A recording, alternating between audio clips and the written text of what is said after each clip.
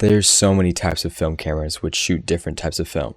There's ones that use 35mm film, ones that use 120, and even the many types of Polaroid film. The list goes on and on. All of these listed types of film are popular enough to still be produced after the companies that made film cameras have moved on from film or gone out of business. But there are also types of film and cameras which didn't stand the test of time and have been lost in the past. The camera I'm talking about today is an example of this, a camera which was abandoned for many different reasons, but mostly because its film wasn't popular enough.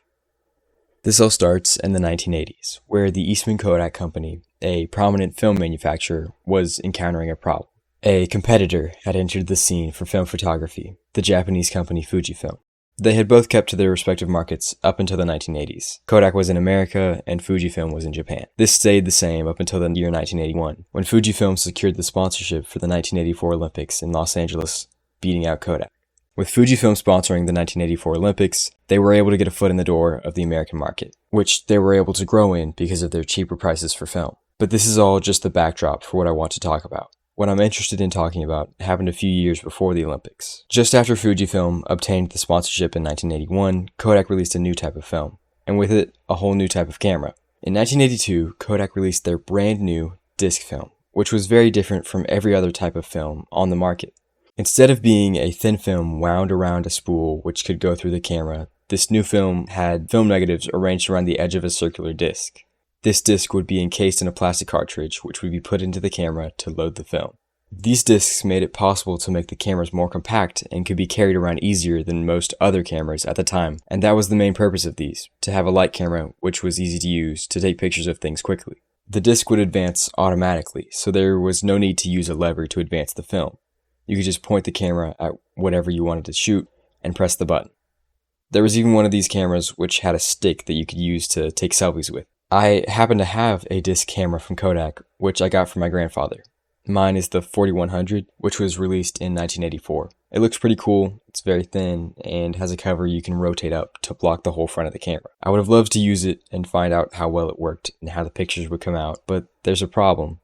Kodak stopped making this film in 1999, and no one else makes it anymore. Any film I could get my hands on would be around 24 years out of date by now, and while you can shoot expired film, it probably won't come out how you expect it to. I was able to get an expired disc, but only because I just wanted to have it. I don't really plan on using it at all. So that brings up the question. Why did this film stop being produced so quickly after it was first introduced? And the first reason for this is that the disc cameras were sold for even less time. The whole line of cameras was discontinued in 1988, only 6 years after they were first sold. Within those 6 years, Kodak was able to sell around 25 million, but they slowly began to fade out of popularity as the 1980s went on. This is probably because these disc cameras weren't really good. The discs only had 15 pictures that could be taken, each of which was really tiny, only being around 10 by 8mm in size.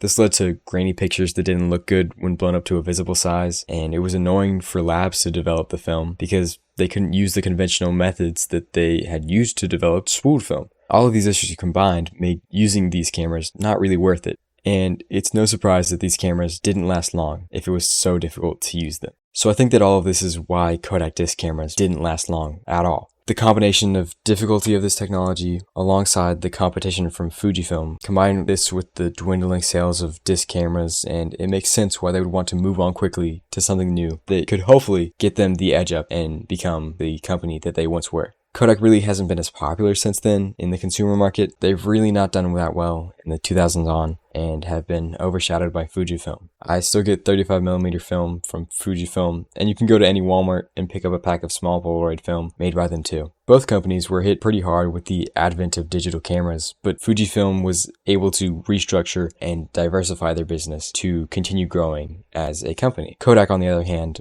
filed for bankruptcy in 2012. They were able to re-emerge since then and are still around today, but they are no longer the massive brand they once were. If you want a more in-depth look at the rivalry between Kodak and Fujifilm, check out the video by Asianometry I put in the description. I also have a list of all the sources I used for this. I hope you found this interesting. Thank you for watching.